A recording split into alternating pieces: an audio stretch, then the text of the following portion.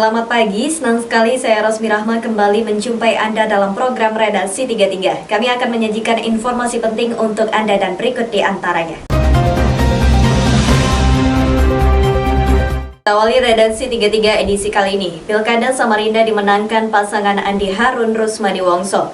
Namun hasil rekapitulasi oleh KPU belum diterima oleh kontestan nomor 3 dan membawanya ke Mahkamah Konstitusi. Berikut informasinya. Perhitungan hasil suara Pilkada Samarinda 9 Desember sudah diplenokan oleh Komisi Pemilihan Umum Kota Samarinda Kamis subuh lalu. Hasilnya, paslon nomor urut 1 Barkati Darlis Patalongi mendapat suara 83.243. Paslon nomor urut 2 Andi Harun Rusmadi Wongso 102.592 dan paslon nomor urut 3 Zairin Zain Sarwono mengumpulkan suara 98.245. Selisih suara sekitar 4.000. Suara itu masih belum diterima paslon lainnya, terutama kubu nomor 3 yang telah berangkat ke Jakarta untuk menggugat ke Mahkamah Konstitusi. Tapi karena ini mereka tidak bisa mengeluarkannya, apa boleh buat? Tapi kita tetap ke MK. Yang itu cuma tameng aja. Ya, jadi kita ke MK, kita akan fight di sana. Semoga Tuhan yang Maha Kuasa, yang Maha Tahu akan menolong kami sebagai tim kuasa hukum daripada paslon 03. Demikian ke MK, Pak. Persiapannya ke MK bagaimana, Pak? Sudah tim kita bagi tugas. Ya kan, karena kita dikasih oleh undang-undang 3 kali 24 jam. Nah, kok tahu nanya gitu. Kira-kira begitu sudah, ya. Kapan akan Terima kasih ya teman-teman mengajukan MK ke MK? Paling lambat 3 hari setelah pleno toh. Dari rapat pleno, rekapitulasi diketahui jumlah data pemilih sebanyak 582.863 orang. Namun yang menggunakan hak pilihnya 301.555 orang. Jumlah pemilih dari kalangan disabilitas sebanyak 699, sedangkan yang menggunakan hak pilihnya hanya 458 orang. Jumlah suara sah sebanyak 284.080, sementara jumlah suara rusak alias tidak sah tercatat ada 17.475 lembar. Menyangkut suara rusak yang begitu besar dan money politik diduga menjadi alasan kubu paslon Zairin Sarwono mengajukan gugatan ke Mahkamah Konstitusi. Tim Kaltim TV Hardin melaporkan.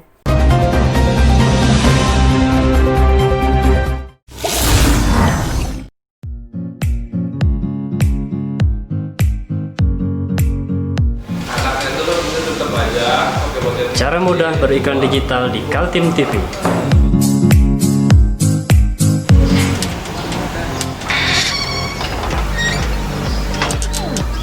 Yang pertama, jadilah sahabat Kaltim TV.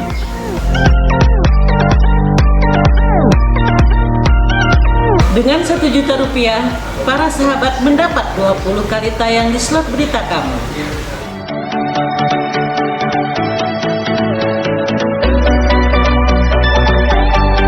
Dengan 20 detik dapat menjangkau 20.000 penonton. Anda beruntung karena mendapat kesempatan perdana dari kami. Ayo jadilah sahabat Kaltim TV.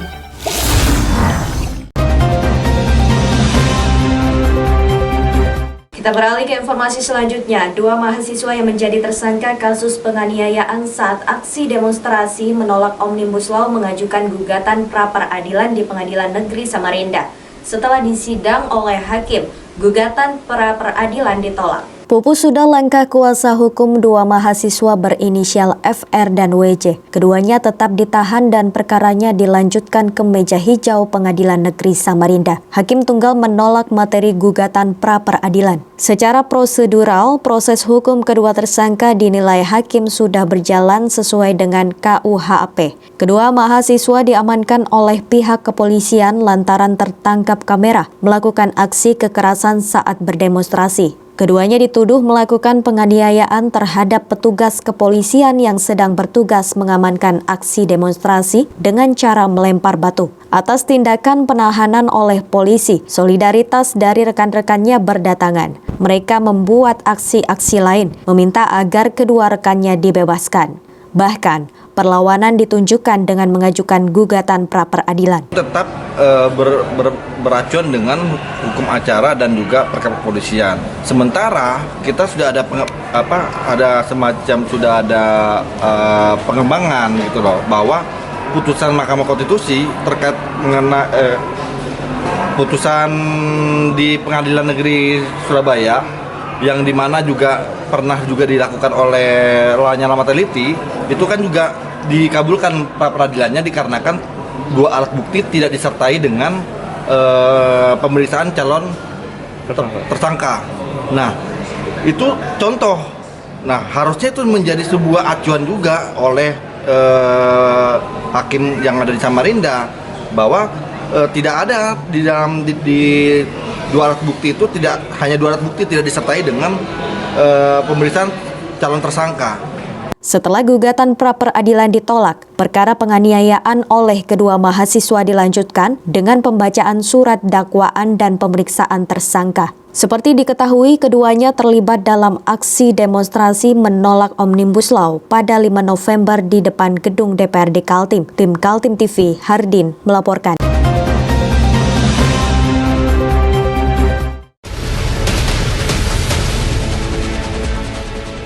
Mari kita memerangi virus corona dengan mematuhi imbauan pemerintah. Stay at home.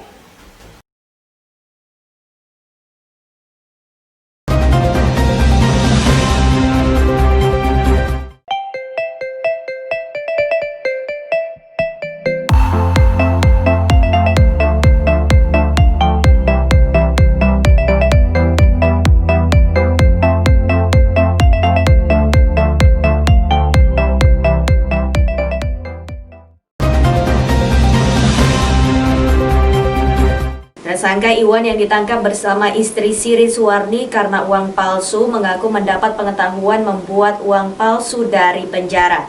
Dia pernah dipenjara karena kasus pemakaian narkoba dan dari teman-temannya di sana dia mendapatkan ilmu bagaimana membuat uang palsu dan teknik membelajarkannya. Berikut informasinya. Inilah tersangka Iwan, lelaki berusia 42 tahun itu harus mempertanggungjawabkan perbuatannya, membuat dan mengedarkan uang palsu. Iwan tidak sendiri tapi ditemani dengan istri yang dinikahinya secara siri bernama Suwarni dan satu orang lagi dengan panggilan gepeng masih buron. Polsek Sungai Pinang, Samarinda menangkap Iwan dan istrinya dari rumah kontrakan di kawasan Jalan Muhammad Yamin. Dari tangan tersangka disita sisa uang palsu pecahan 100.000 dan 20.000 dengan total nilai Rp54.860.000.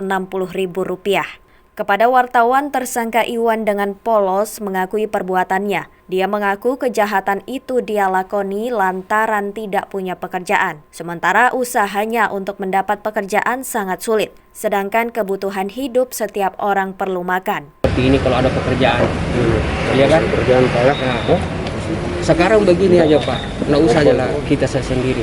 Bapak sendiri aja kalau nggak punya pekerjaan, kalau perut menuntut bagaimana? Iya kan? Sekarang kita mau kerja, nggak usah kerja di kantor, kerja buruh aja. Sekarang masih. Iwan mengaku mendapatkan pengetahuan belajar membuat uang palsu saat berada di penjara sekitar setahun yang lalu. Dia pernah menjadi penghuni lembaga pemasyarakatan karena ketangkap kasus pengguna narkoba. Dari temannya di dalam sel lapas, dia mengetahui cara mencetak uang palsu dengan menggunakan printer.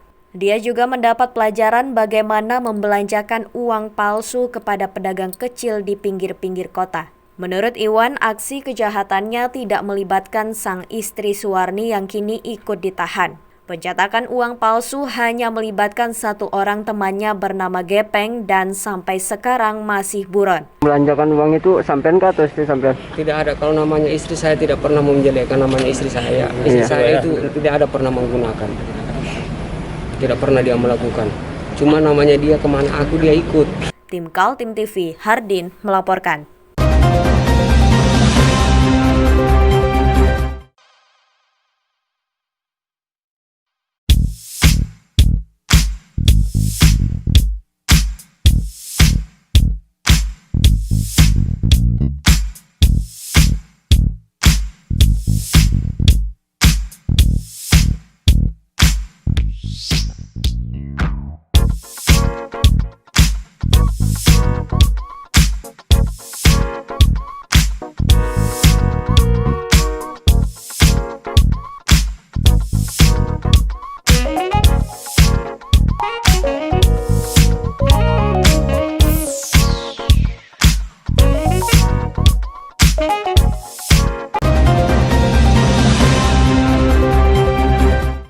Jelang tutup tahun 2020, tidak semua instansi libur panjang. Contohnya adalah tim Basarnas selama 18 hari ke depan, pasukan para penolong kecelakaan laut, darat, dan udara ini malah harus siap siaga.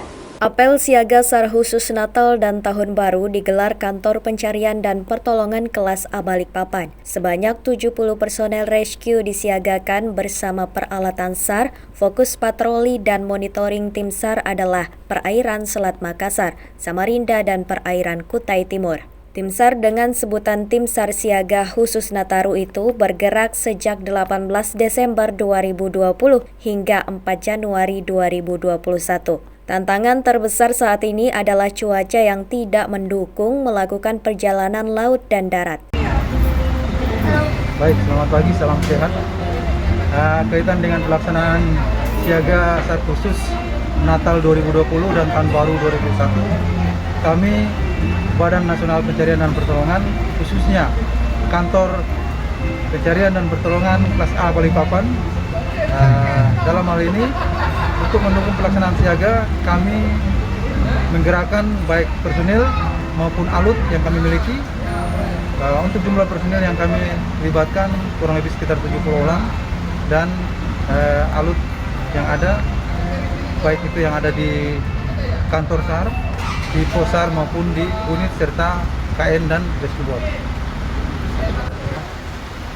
Untuk pelaksanaan siaga SAR khusus ini, waktu yang dilaksanakan kurang lebih sekitar 18 hari dari mulai hari ini tanggal 18 Desember 2020 sampai dengan tanggal 4 Januari 2021. Selain apel bersama, tim SAR Siaga Khusus Nataru melakukan koordinasi dengan tim yang berada di Kutai Timur dan Samarinda. Karena selama masa pandemi COVID-19 semua tempat wisata harus ditutup, maka diharapkan kepada masyarakat untuk tidak mengisi acara Tahun Baru di tempat-tempat wisata. Tim Kaltim TV melaporkan.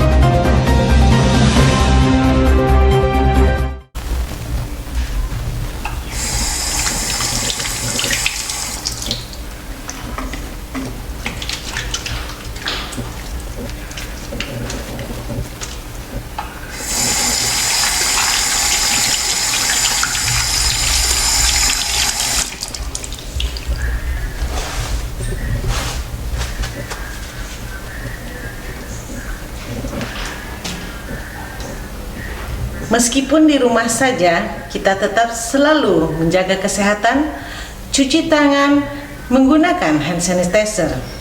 Ingat, mulailah dari diri sendiri.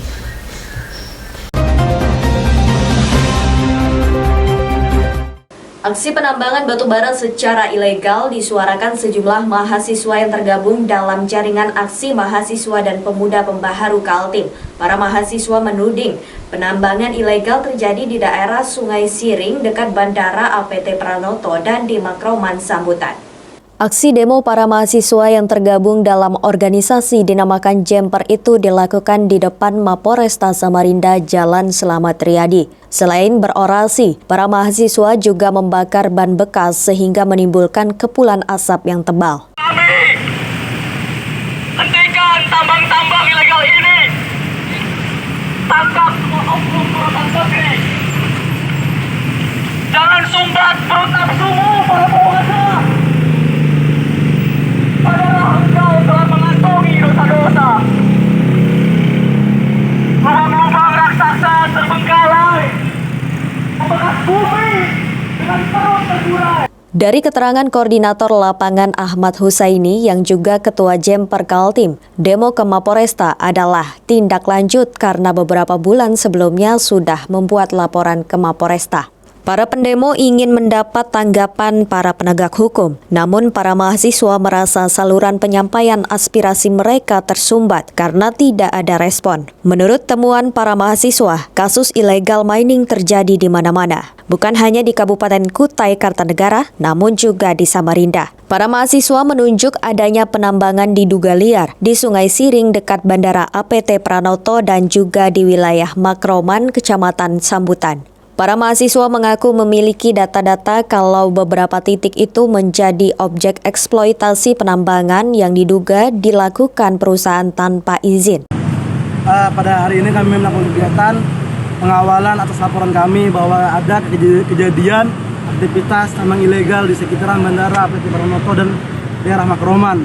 Aksi lagi 1 kali di Polres Samarinda, bila mana tidak diindahkan, maka mau tidak mau kami harus pergi ke Balikpapan menuju Polda untuk melaporkan dan kami akan menyebutkan siapa nama pelaku tersebut. Kurang lebih inisialnya M. Jadi kalau tidak ditindaklanjuti minta diambil alih oleh Polda ya? Polda yang turun tangan. Dan juga seandainya Polda tidak bergerak, mau tidak mau, kami harus melakukan bergerak, melakukan dana juang di simpang-simpangan untuk bisa berangkat ke Jakarta, melakukan ke Mabes Polri melalui Barreskrimnya. Kurang lebih begitu, Pak. Kasus illegal mining marak terjadi di Kalimantan Timur. Ada beberapa kasus diungkap Kejaksaan Tinggi dan tim Reski Mabes Polri, namun belum meredakan operasional para penambang liar. Tim Kaltim TV Ahmadi melaporkan.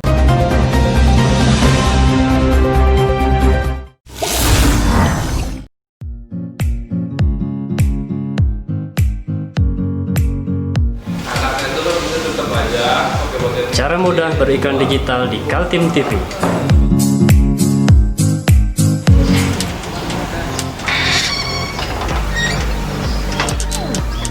Yang pertama, jadilah sahabat Kaltim TV.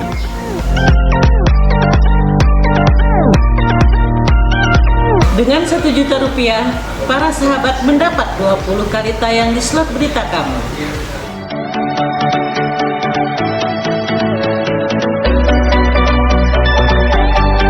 Dengan 20 detik dapat menjangkau 20.000 penonton. Anda beruntung karena mendapat kesempatan perdana dari kami. Ayo jadilah sahabat Kaltim TV.